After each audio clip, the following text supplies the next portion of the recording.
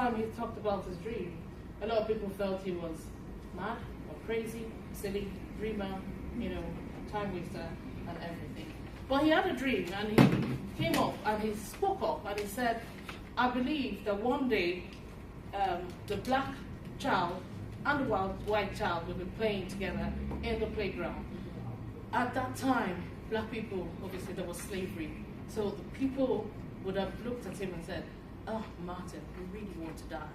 You shouldn't say things like that. In the end, actually, Martin Luther King was killed, but his dream, because of what he believed in, he died for it, yes, but till today we can say, because of the strength and the courage of one man who stood up for what he believed in, things were able to change. And thank God slavery has been abolished, and we're here today. Maybe probably if it was in them times, I probably wouldn't be here. I'll be somewhere, probably I was in a cotton farm or something. But we thank God that's been abolished, and there are people now that can say Martin Luther King stood up, and because he stood up, things were able to change in Africa. And Harriet Tubman as well is a very remarkable woman. When I was doing this PowerPoint presentation, somebody looked at it and said, she looks so sad. Why isn't she smiling? And I said to her, if you know, or if you heard about the things this woman had to go through to free over 1,000 slaves, you would not be smiling at all. So she risked her life a lot of times to make sure that black people were freed, those of them that were courageous enough to make that journey with her. Because it's really, because if you were caught then you were killed. So she was doing this even though she knew that, oh, if I get caught, that's it. And because of that, she's also imprinted her name in history as someone who actually wanted slavery in such a way that she was going to be radical in her own way to do it. So, at the end of the talk, which we're getting close to, sorry my video couldn't play, the thing I'm trying to say here is, it's a bit of a talk, but it's also a challenge. For most of us here, we are from maybe Africa, or maybe we have links to Africa. We can't always wait for this aid, which we're very grateful for. For this aid to come to Africa and then save us. We need to also try to save ourselves. If we talk about being saved, it takes courage to do it. Sometimes it takes money as well, and sometimes it takes time. But I'm encouraging everyone who has that link to Africa or has that background to try and do something. Because if we don't stand up like Martin Luther King, like Harriet Tubman, maybe it will take even longer for Africa to recover from a lot of things that are happening. Right, I have been talking about change and stuff. I'm proud to say that I've started my own change.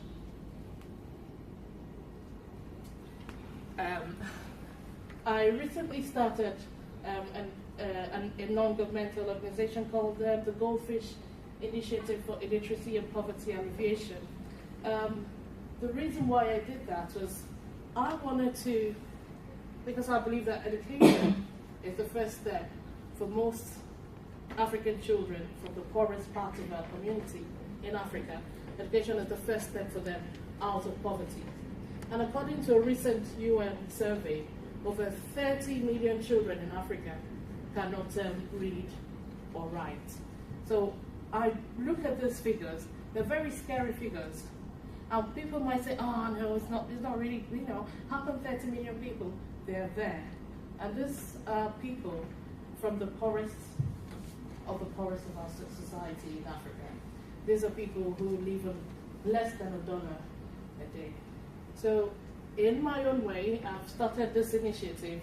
I have about 80 children who I've encouraged to go back to primary school. It's my own way of giving back. So I'm encouraging everyone in here, it doesn't matter how little you might think it is. Sometimes a little step can actually propel, or start something that would have a huge impact in the end.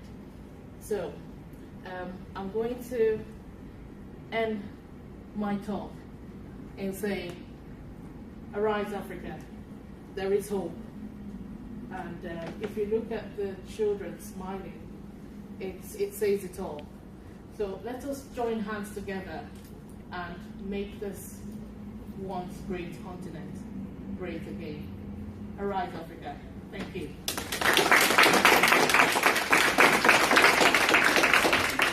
If you've got any questions, sorry, I'm here. So if you've got any questions, please. I actually have one. Yes, go ahead. I was going to say, thank you for your presentation. I can see that you formed a little charity. Yes. But I mean, is there any other way that you could say that people can sort of contribute yes, to the continent? Because you can't all form charity. Yeah, away from that, there are other little things. Sometimes there's a donate button for water aid. It depends on whichever one that touches you, or you feel the need to want to help. And some of us actually have relatives back in Africa. It's one thing for us to be here and be cool. It's another thing for you to say, okay, I'm going to buy your textbooks for this term. It's little things like that that actually help. We all can't go and say we're going to save Zambia, we're going to save, but it's the little steps. And obviously somebody who might see you might get inspired and say, oh, there is this auntie from Zimbabwe who's doing this thing. I would love to do this as well, So maybe when I get my first job, I will buy pencils for all the children in my village. So it's a chain reaction. It's not something that, we all can start big.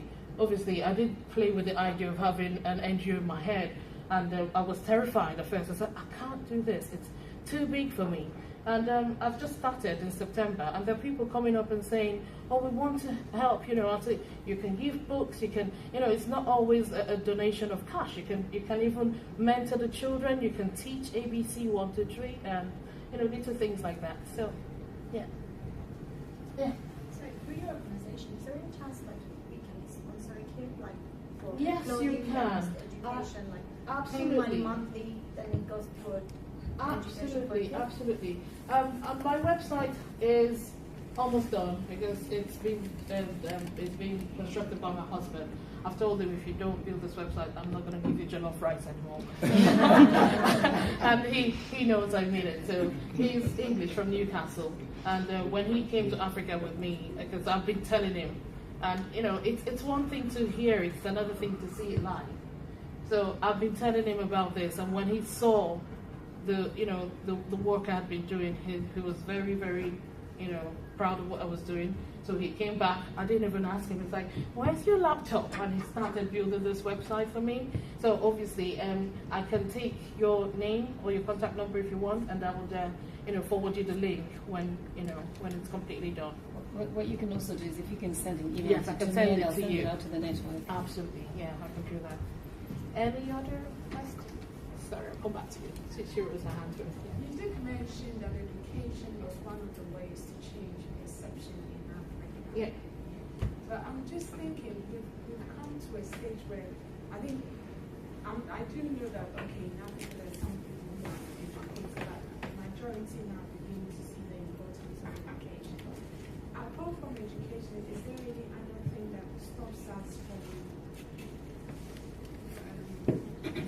Okay, I would say, and I would firmly say, education is not the only key, but it is the master key. We live in a world where there's Twitter, LinkedIn, Facebook. You can't navigate any of those things if you can't read or write. I'm talking about people who are stark illiterate. If you gave them the direction, go left or you would die when you turn right, they would just do the opposite because they don't, you need to read and understand to actually work. And I also think as well, sometimes with the politics in Africa, we all know how it happens. They just go and give you a bag of rice and vote for me, and then everybody votes. But if they can read and write, education gives you that choice to have you have an informed You'll be able to make an informed choice. You look at it and say, oh, this man did this in 1960. I don't want this man. He's very dodgy. We'll go for this other guy instead. So away from that, if they can now read, write, they mustn't be as the next Einstein, but if they have that basic knowledge, then they can say, okay, fine, I now want to do A, I want to do B, and I want to do something else. They can be farmers, they can be anything, but if you look at the difference between a local farmer and a mechanized farmer who knows how to, propagate his seeds correctly, you'll find out that the other one does better than the other. And that's the power of education.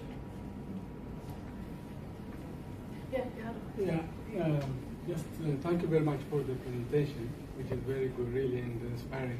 And you mentioned about Martin Luther King, and I was a Queen of Sheba. I happen to come from Ethiopia. Oh, brilliant. So I know a bit. And what came to my mind about one person, we have to stand up, you said, and we have to do something. I don't know if people have seen Olympics last time, and somebody called Faisal Lisa. Yeah. Have you heard seen Yeah. it? Yeah, that's Long distance yeah, 2060 the marathon is the silver medal winner. And what he did was, this guy is only 26 years old, and he felt that his